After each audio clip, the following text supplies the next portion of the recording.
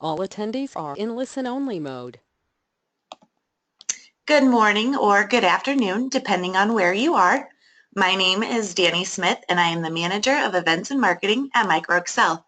I'd like to welcome you to today's webinar, Envision and Shape Your Microsoft Roadmap Strategy, in which you will hear firsthand how to plan better for future releases and get expert input from MicroExcel on ensuring your organization takes full advantage of the technology investment and does not get left behind. Presenting today is George Bellotti. George is a results-driven consulting services executive with over 20 years of industry experience. He has spent the last 5 years helping technical and business executives understand the value of envisioning and planning. Just a few laundry items before we get started. This webinar is being recorded, and a link to the recording will be sent out in a few days. Also, we will have a Q&A portion at the end, so please type any questions that you may have in the questions box, and we will get to those in the order they are received. If you have any questions after the webinar, please feel free to contact us at info@microexcel.com. Without further ado, I'd like to present our speaker for today's event, Mr. George Bellotti. Okay, thank you, Danny, and good morning or good afternoon, everybody, and welcome. And I'd also like to thank you for attending the webinar on envisioning and planning. Before we get going, just a little bit of company facts on MicroExcel. The company was established in 2001 and is a rapidly growing end-to-end IT solutions and services company. We do have 1,500 employees globally.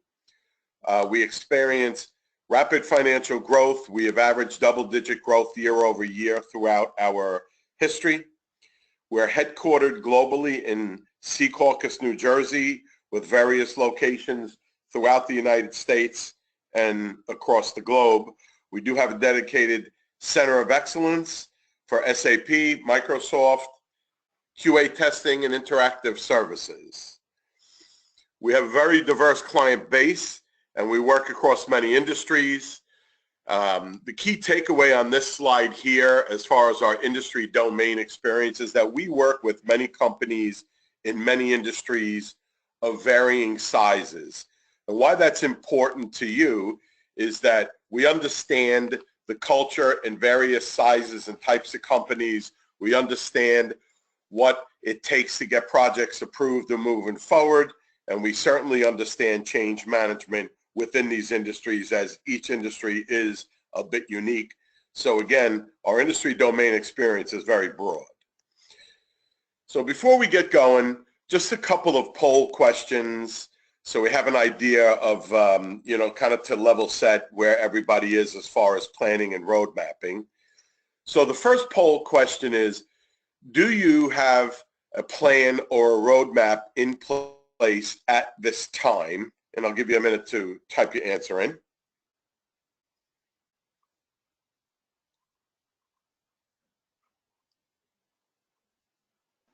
Okay, George, I will now be closing the poll. Okay. And it looks like we had 40% answer with yes, 20% answered with no, and 40% answered with under development. Okay. And that kind of leads in and bleeds into the second question is your organization interested in long-range planning and envisioning?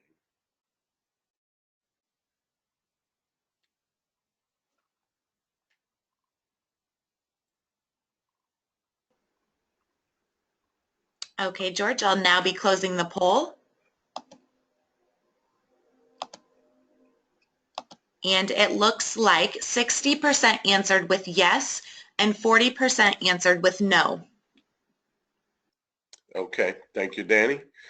And hopefully as we go along, you'll see the value of the planning, and for the 40% that say no, hopefully, we can pique your interest in this as it's becoming critical in today's technology world.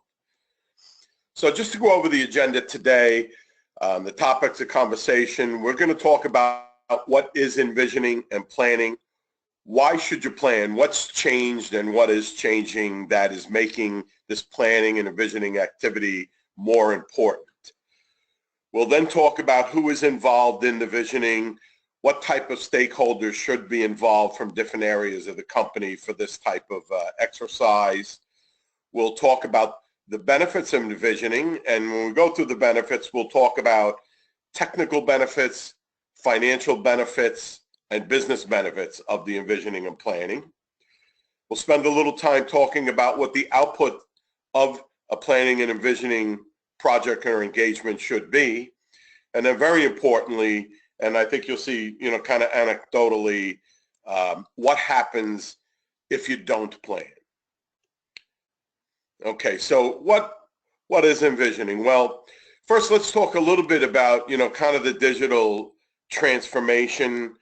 What we want to do is boost team productivity with technology that securely supports a mobile teamwork and flexible work styles. Want to help to optimize operations to drive business efficiencies. Generally, we're seeing more and more people doing this on the cloud platform that'll help to optimize operations and accelerate responsiveness. And then we really want to create, with technology, new revenue opportunities using intelligent technology to innovate on products and processes. So envisioning, it's a project phase where you put together a cross-functional team, and again, we'll talk about who those stakeholders are, that will work with business area subject matter experts to initially help them to explore what type of potential solutions can be brought to bear, what is it that they need, what will help them to be more productive and do their jobs. And then what you want to do, and this is very important in today's world, in the envisioning engagement, is to create visual screenshots of the potential solutions for review and approval. The reason for that is today, with certainly a lot of things being web-based and people being very visual, what you want to do is before you begin to design and build and make some important decisions on things like third-party products, what should the infrastructure look like, where should the infrastructure live, you actually want to show the best you can the solution to the potential end users so that they can kind of give it a thumbs up. And then you can begin to design. What you don't want to do is get through a design phase, begin building, give the solution out to the end users for them to only see for the first time when you get to user acceptance testing. And at that point, they will tend to make suggestions. Some of them are cosmetic and simple, but they may also make some suggestions which make sense and would actually cause you to go back in front of the design phase, which then becomes very intrusive and expensive, and some of your decisions about third-party products and the infrastructure may no longer be valid. So it's very important to create these visual screenshots of the potential solutions and show them to the end users for their review and approval. The team also at that point wants to investigate any potential out-of-the-box and third-party products to support these solutions. At that point, you can investigate and design the appropriate infrastructure environment to support the solutions and allow for future scaling. And that future scaling is very important. If you don't develop a roadmap, the example that I'll use, for example, something like SharePoint, as an organization begins to drive adoption, more and more of the company comes online. We've seen situations, for example, they start out with a company intranet, it works, more and more of the company wants to come online. You get something like the marketing department decides that they want to use SharePoint, and the next thing you know, they dump tons and tons of content into the environment, and the next thing you know, the infrastructure is not working as it was designed to. Even the people who are having a good experience now, all of a sudden, they may be seeing things like very slow return of result sets from searches, which weren't happening in the past because the infrastructure was not actually built to scale into the future because there was not a roadmap and it wasn't built in the beginning for that to happen. An analogy I like to use here is, for example, if you're driving down a block and you look and there are two houses side by side, they're both 4,000 square feet. They both have 4 bedrooms and 3 bathrooms. One was actually built and designed from the beginning as a 4,000 square foot house with the 3 bedrooms, with the 4 bedrooms, with the 3 bathrooms. The infrastructure works, the house looks appropriate, versus a house that may be on the side of it that was originally built as an 1,800 square foot house. And then there was an addition put on the left side. There was addition put onto the right side. Now you have things going on internally, like the heat may not be appropriate.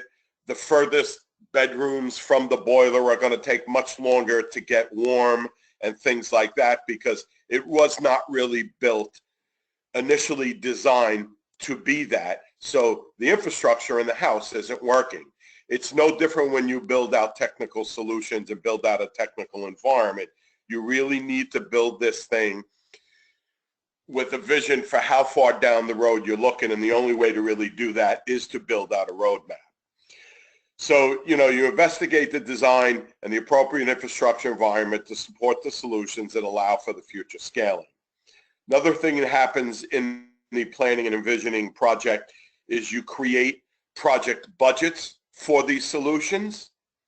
You establish governance guidelines at that time, so that what you don't do is basically go back to the old file folder disaster where you've got dead content, but now today it's just living in websites as opposed to in the file folders. So governance guidelines are very important, and you want to create those upfront so that people are actually working with good habits in the environment. You would also create at this time project timelines. So once you have created the project budgets and the project timelines, then you can vet and prioritize the potential solutions and applications.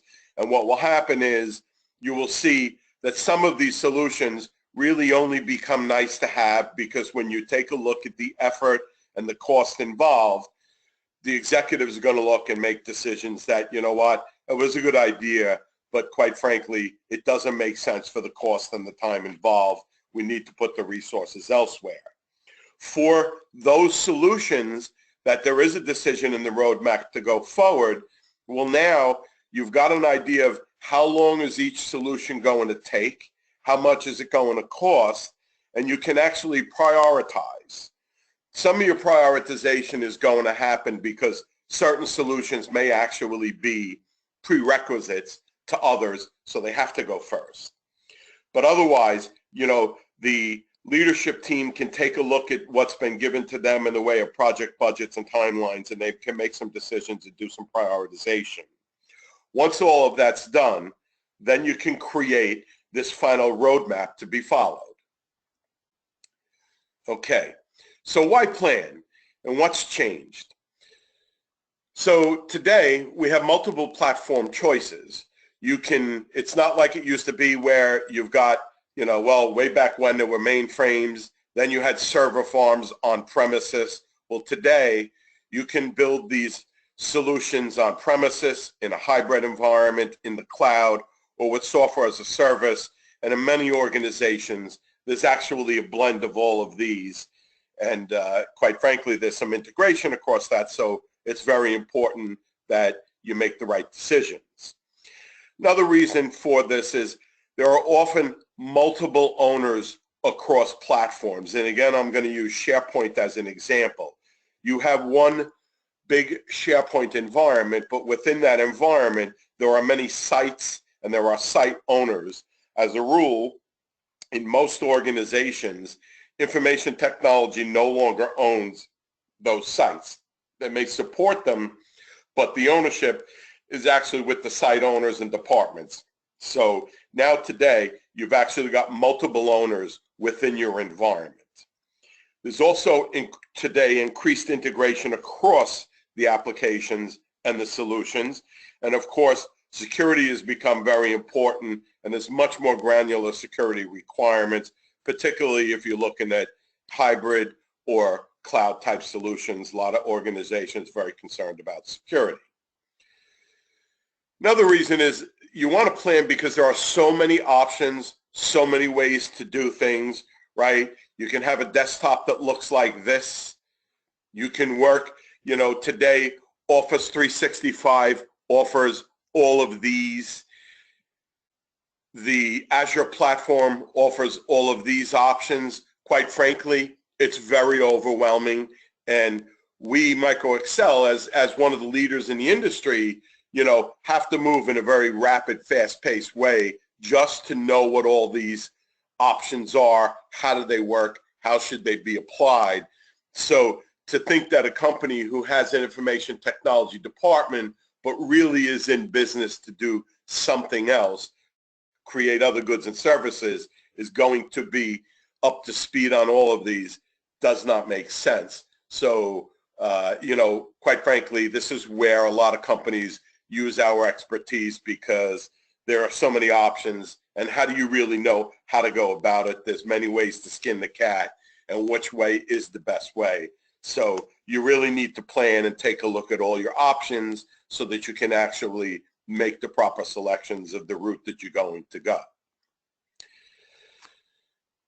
Another reason is, if you look at platforms, and now, again, I'm going to use SharePoint example. The platforms today, because they are platforms, there are many potential uses. So, for example, with SharePoint, it could be used as an intranet. It can be used as a document management solution. You can use it for project sites to manage projects. These could be long-term or short-term projects, right? And they can be used across many functional areas with differing needs and security considerations. And in fact, some of these project sites themselves are cross-functional.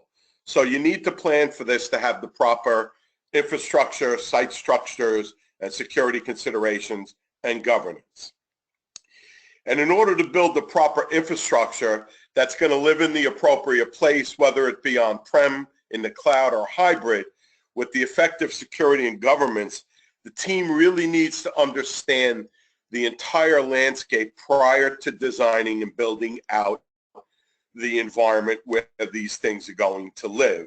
And again, you want to look across a certain period of time, be it 2 years, 3 years, 5 years. You really want to build out a roadmap so that you build out that appropriate infrastructure with the effective security that's going to last as you scale and as you begin to add more solutions into the environment. So who should be involved? Who should you plan with? Who are the key stakeholders? So from the technology point of view, you really need to have representation from applications development, project management, infrastructure, and security.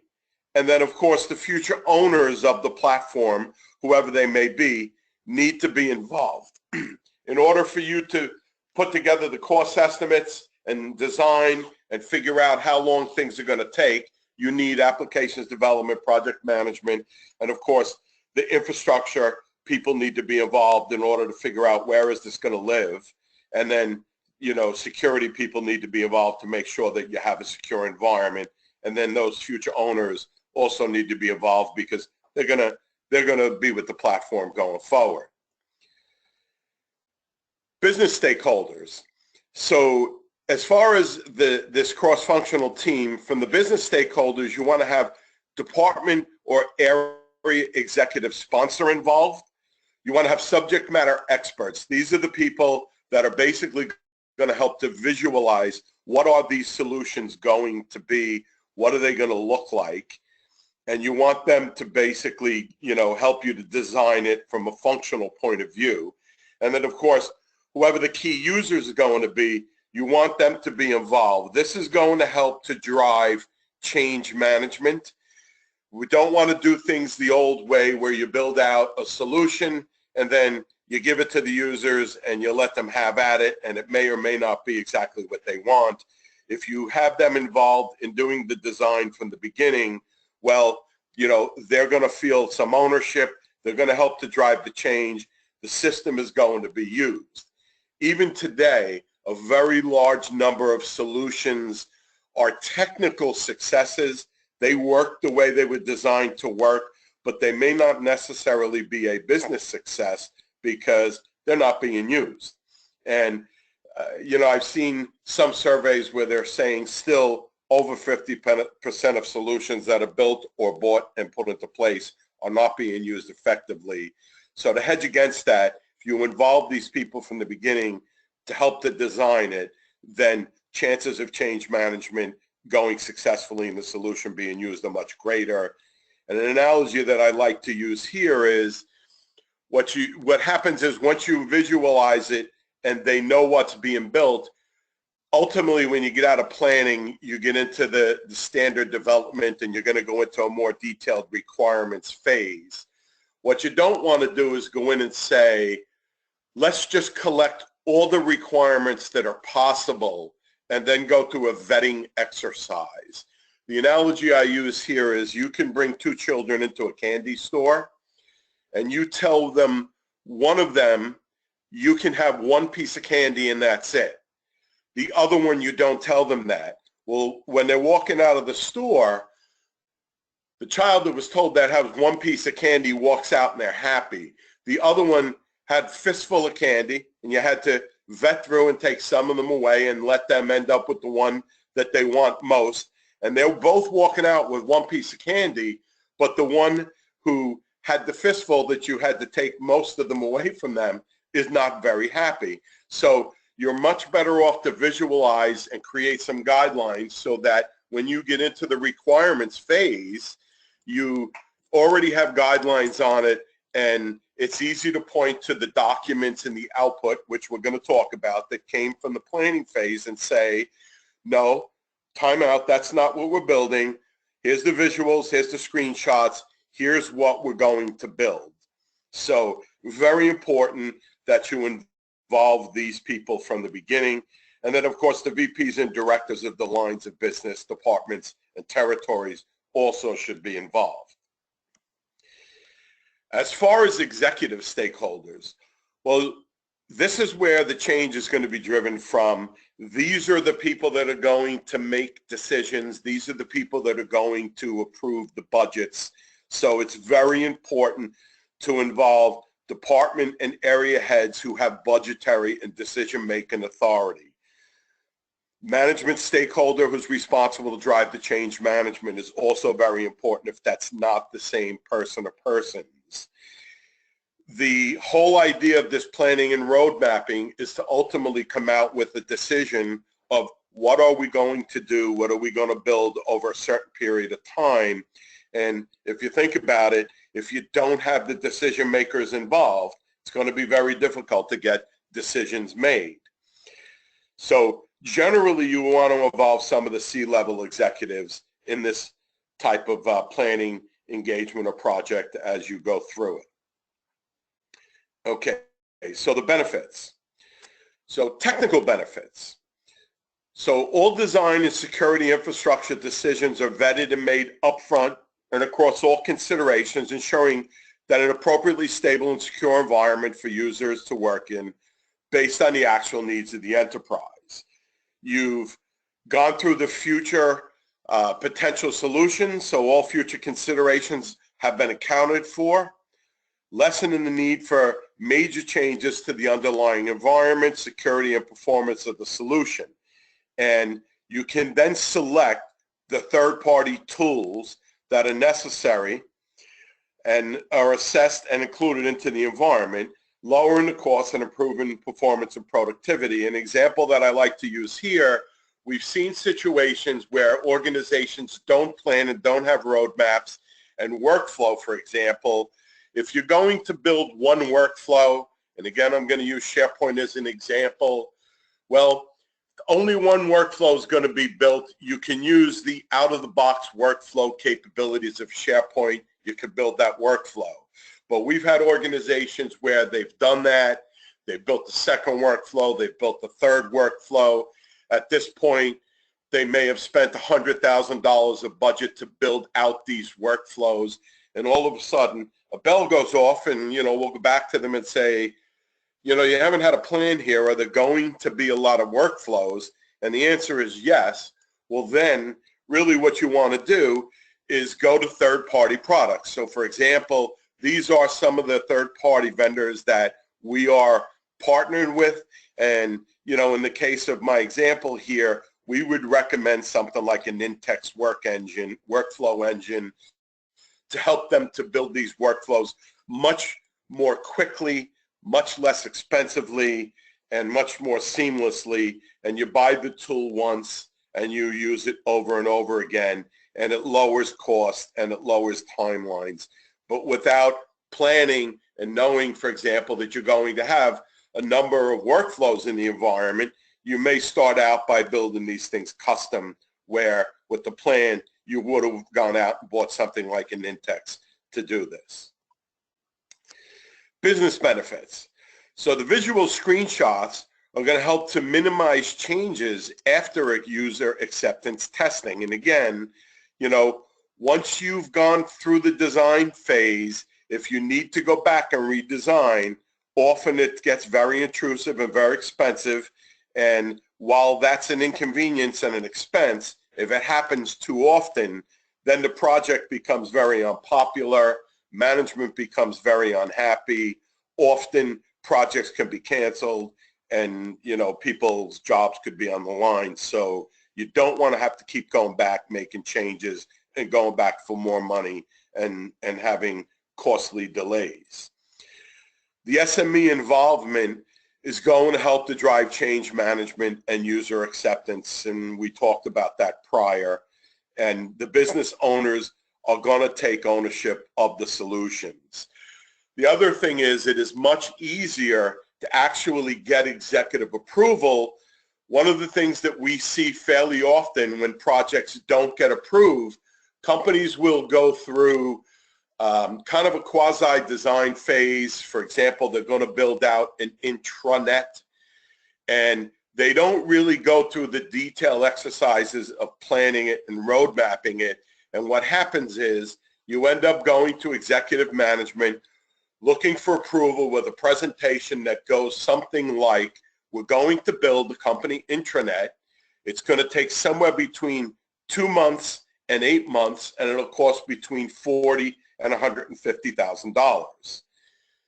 9 times out of 10, that project is not going to get approved because the executives are going to be risk averse because they don't know, is it going to take 2 months? Is it going to take 8 months? Is it going to cost $40,000? Or is it going to cost $150,000?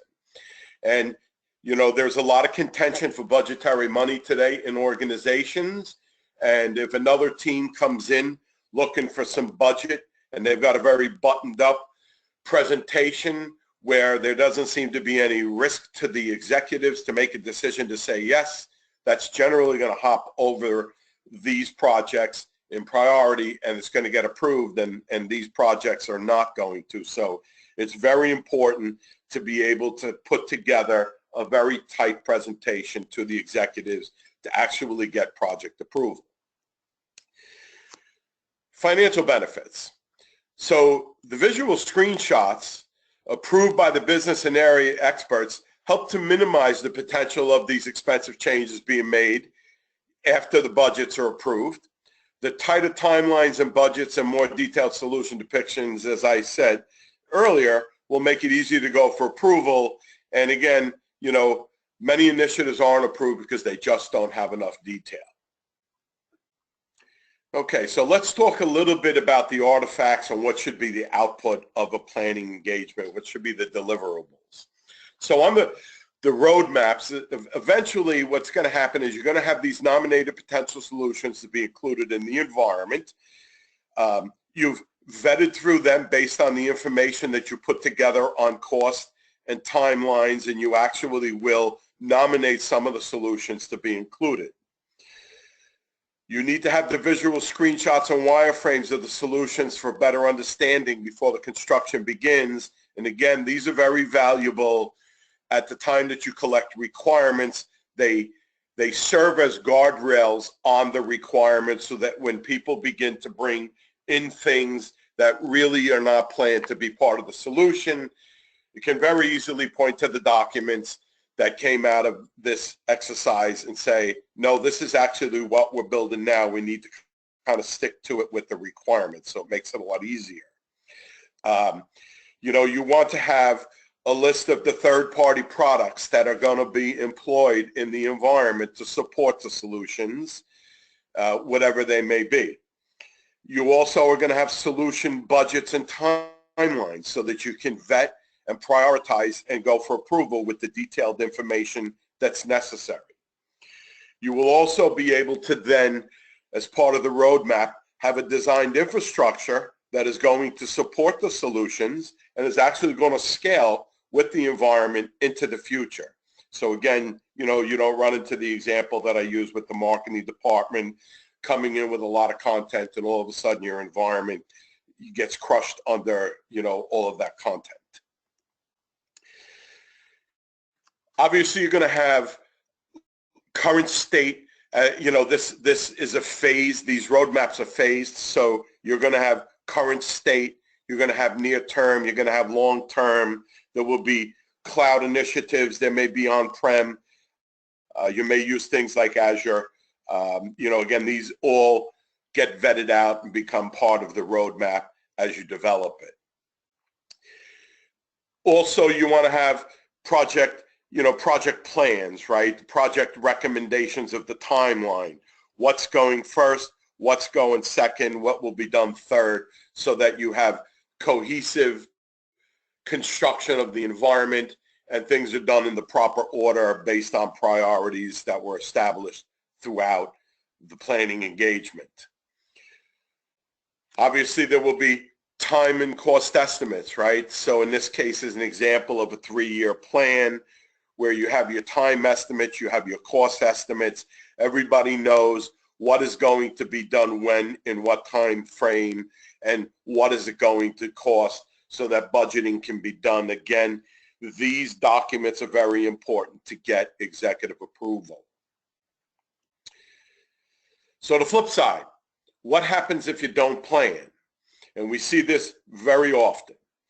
So basically, the lack of the detailed information, it's going to make it much more difficult to gain executive approval.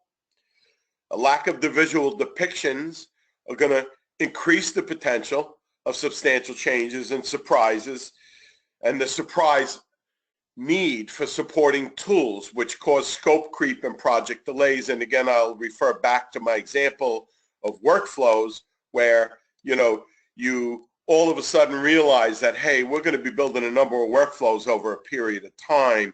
So now let's go out and buy a tool. And that tool was not accounted for in the beginning. So all of a sudden it's an extra cost that's necessary. And right away you're looking at some scope creep and you're looking at some project delays. And again, if these things happen time and again, they begin to get very unpopular. The lack of user involvement is going to make it much harder to drive change and gain user acceptance.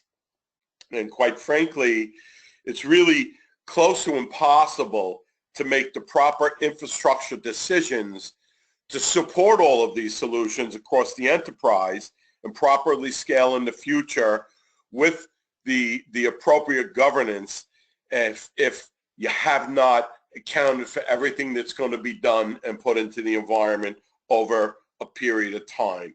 So again, without planning, ultimately you're going to end up with surprises, third-party products that weren't planned for that need to be purchased. You don't want to have that happen. Change management is going to be more difficult, and generally things become very unpopular when that happens.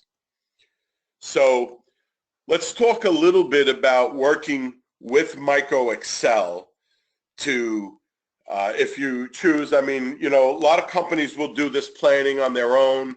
More and more today, because of the screens that I showed you earlier with all of the potential options that are available today, more than ever before, more integration than ever before. Some of them in some ways are almost interchangeable. So how do you decide what am I going to use?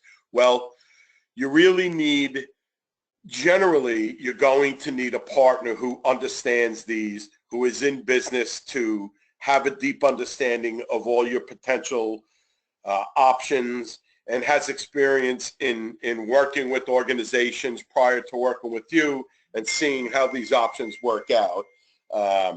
You know, it generally helps. More and more organizations are actually bringing partners like MicroExcel on board to help them to actually develop these roadmaps so that it can be done effectively. So the scoping is fairly simple. We can usually give you an initial cost estimate of what does a planning engagement cost. Again, this is the planning engagement. It's not the cost of the roadmap over the period of time. In the example that we used, the 3 years, it's not that cost, right? That's actually going to be the output of the planning engagement itself. But we can usually give you an initial cost estimate basically after a brief conference call or an on-site visit. And as far as what do you need to know coming into that meeting, generally you have to have some idea of the number of and the types of solutions that you would like to include in planning. And the reason why we say the number of is it's really a matter of math, right? We need to figure out how many solutions are going to be part of the roadmap, how many departments have to be met with in order to do this visualizing, right? So you would need to give us at least some type of idea of the types of things that you want to do throughout the period. Could be fairly basic, will help to facilitate, to bring some color to these solutions so that you can get more detailed about them. And then also you need to have some basic information on what your current infrastructure looks like, so we kind of have an idea of what the starting point is, what you have in place at the current time. And then at that point, we could generally give you a pretty good cost estimate so that you can then decide if it makes sense and if you think that, the organization now has the appetite for this type of planning and envisioning engagement. If not, so if you don't have this information, a lot of companies don't, right? One of the reasons they're coming to us is because they don't understand what all of the possible options are out there. So without understanding that, they really don't have a great vision of what it is they can do. They really just know functionally from a business point of view what they want to accomplish. That's fine. We will then facilitate it through the collection of all of the information that's necessary. And in that case, an on-site visit will probably be more appropriate than a conference call. But certainly, we can do it via a conference call also. At this point, I'd like to open it up to any questions that anybody may have, see if I can, hopefully answer any questions that pop up. Okay, George, it does look like we have had a question come through during your presentation, and that question is, how long do planning or envisioning engagements typically last? Okay, so it depends, right? This scales also. So I've seen planning engagements where they're pretty simple. By the way, there's various types of planning. Some organizations will want to plan for an entire roadmap over a period of time. That's going to take a little longer. Some organizations just have a simple solution or a singular solution that they want to do. But even if you're going to build a singular solution today, you still need to take a look at almost all of the considerations that I just walked through, but it's going to be brief and it's going to be much quicker.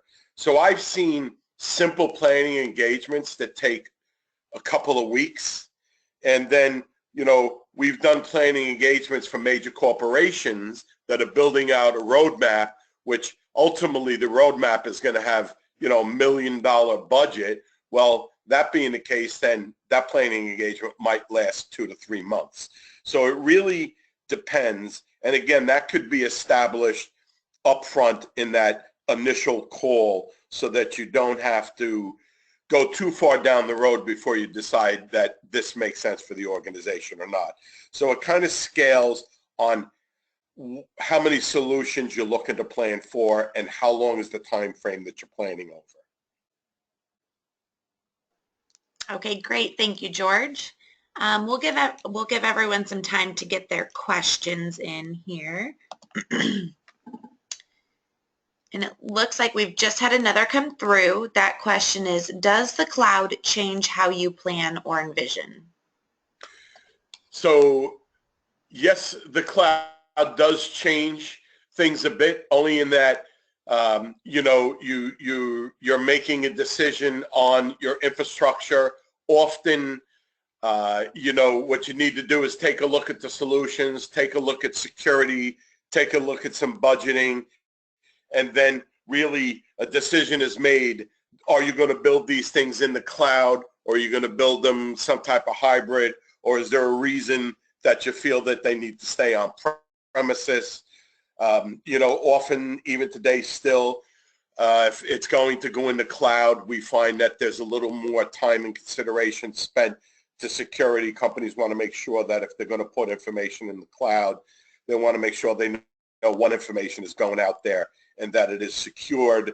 But once the solution is actually, being designed, then the cloud's not making a real big difference then. But overall, it does make a difference when you're taking a look at your infrastructure and where things are going to live. Thank you, George. We've had a few questions come through. The first one is, can you limit cloud access to corporate networks only including email? Say that again, Danny? Sure. It is, can you limit cloud access to corporate networks only including email? I believe the answer to that is yes. But what I want to suggest is, I'm much more of a business development executive than a detail level technical person. So what I would say is I'm going to put a slide up with two types of contact information. One will be my personal contact information. The other will be info@microexcel.com. If you want to just email that, I could get you a more detailed answer with an explanation. But I believe the answer to that is yes. Okay, thank you. The other question we've had come through is, what would be a ballpark rate for an SME company to give an envisioning planning towards their business needs? Is it possible to give a rough dollar amount? For me to give a rough dollar amount right now, so I'm not sure that question. I'm not sure if you're exactly what you're asking, but I will tell you that most planning engagements, if we look at the average company and the average planning engagement, I would say they run between $15,000 and $30,000. But, I've seen simple ones that are as cheap as $7,500, and I've seen them, go into six figures. It really depends on, if one or two solutions is involved and there is an in-place infrastructure that's being used and will be used and doesn't really need to be a lot of design there, then it's going to be on the lower end of the range. If a company is going to totally change directions, for example, and go from on-premises to 100% cloud-based and has, 10 solutions that are going to be built over a 3-year period, then obviously that's going to be more expensive.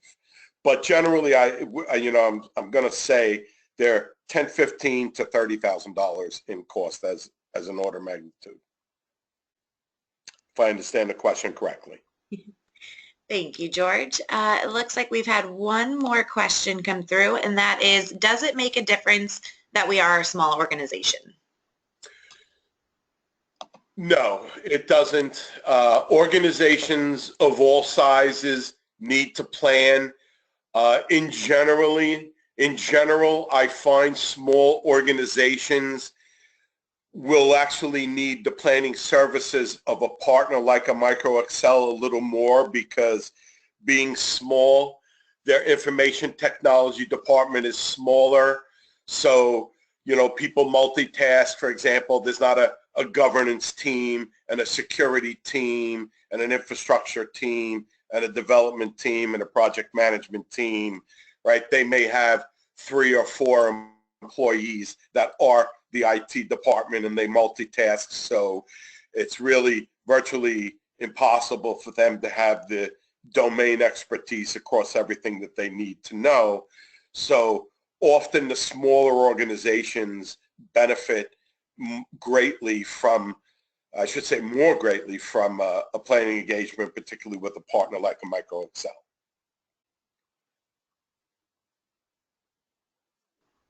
Okay, another question that just came through was, and first of all, they said, thanks for the info. One more quick question. Would this envisioning permits to only MSFT stack or any other technology tools, or even MSFT versus IBM or MSFT versus Oracle? It's all the same, no matter what you're going to do. If you're going to build something, you need to do the envisioning and the planning, whether it's, you know, Microsoft, it's IBM, or it's an Oracle-based environment. Now, you know, the expertise that you go out and you secure to do it, if you don't have it internally, obviously is going to be different. But quite frankly, it's all the same. It doesn't matter what your underlying technical direction or, you know, your main vendor, if you're an IBM shop, a Microsoft shop, an Oracle shop. Planning is agnostic. You need to do it regardless. Okay, thank you, George. As there are no more questions, this does conclude today's webinar. A recording of this will be sent to all participants. In the meantime, if you have any questions, please email info@microexcel.com. Thank you and have a wonderful day. Okay, and thank you everybody for attending.